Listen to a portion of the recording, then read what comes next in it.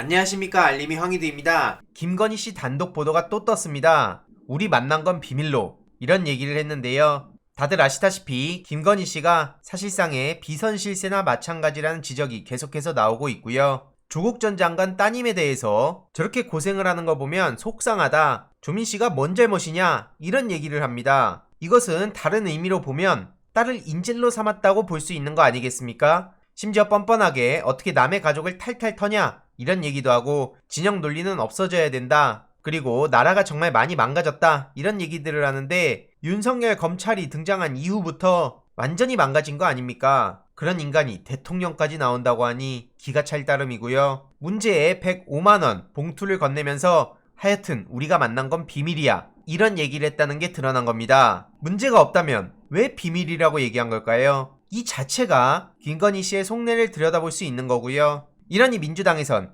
김건희 씨가 윤석열 선거활동 전반에 영향력을 행사하고 있다고 비판을 하고 있는 겁니다. 국민의힘 측에선 배우자로서 조언을 구할 수 있는 거 아니냐라고 하는데, 조언 정도는 구할 수 있죠. 그런데 누가 봐도 저것은 문제 있는 행동 아닙니까? 그리고 부정청탁금지법에 따르면 언론인 등 공직자의 강연료 상한액은 1시간당 100만원으로 제한되고 있는데, 30분에 105만원은 청탁금지법 위반이란 얘기까지 나오고 있습니다. 해당 소식을 접한 시민들은 조국을 치려고 딸을 인질로 삼았다는 거 인정하는 거 아니냐, 소름 끼친다, 만약 김혜경 여사에게 이런 얘기들이 나왔다면 민주당은 뒤집어졌을 거다, 언론의 책임도 크다는 얘기가 나오고 있죠. 이런 와중에 국민의힘과 특히 이준석 대표는 김건희 역풍 타령하면서 센 척을 하고 있는데, 왜 저렇게 빠짐없이 사법적 대응을 한다고 나서는 걸까요? 자기네들한테 도움이 된다며요. 특히 김건희 녹취록이 중요한 이유는 체코 여행 당시 출입국 기록이 어떻게 누가 지웠는지, 이런 중요한 내용들이 담겨 있는데,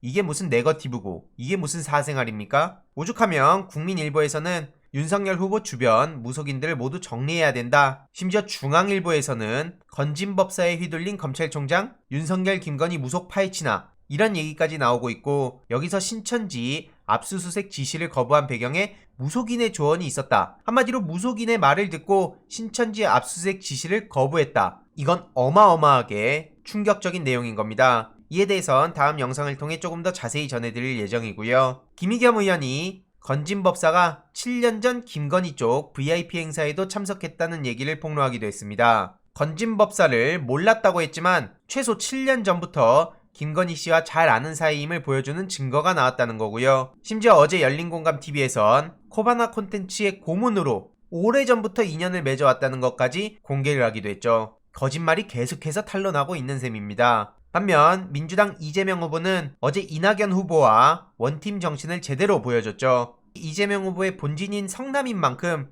오후임에도 정말 많은 인파가 몰렸습니다. 어제 이낙연 후보는 이재명 후보의 지지를 부탁했고요. 특히 이재명 후보의 눈물 연설에 무조건 이재명을 지켜야겠다 라고 생각하는 시민들이 늘어나고 있다는 겁니다. 댓글에 달린 좋아요 수를 보더라도 정말 많은 시민들이 관심을 가지고 울컥했다는 반응이 많이 나오고 있지 않습니까? 여태까지 얼마나 시달렸습니까? 심지어 이준석 대표의 세대포 이론 같은 갈라치기에 대해서 그게 무슨 소리냐? 세대를 포용해야 된다 라면서 세대 포용론을 외치지 않았습니까? MBC에서 이에 대해서 보도를 했는데요. SBS에서도 세대포 이론은 망국행위고 세대를 포용해야 된다 라면서 차별화된 이재명 후보의 소식을 전하기도 했습니다. 그런데 이런 세대를 포용하는 게 아니고 왔는지 이준석 대표는 가족 타령하고 행복이 타령하고 저런 식으로 그냥 비아냥대고 조롱하고 있는데, 팩트체크 다 끝난 얘기들 아닙니까? 그런데 이런 내용들이 많이 노출돼서 오히려 시민들의 분노를 키우기도 했는데요. 이걸 보면서 저도 이준석 대표가 진짜 형편없다는 생각이 들었습니다.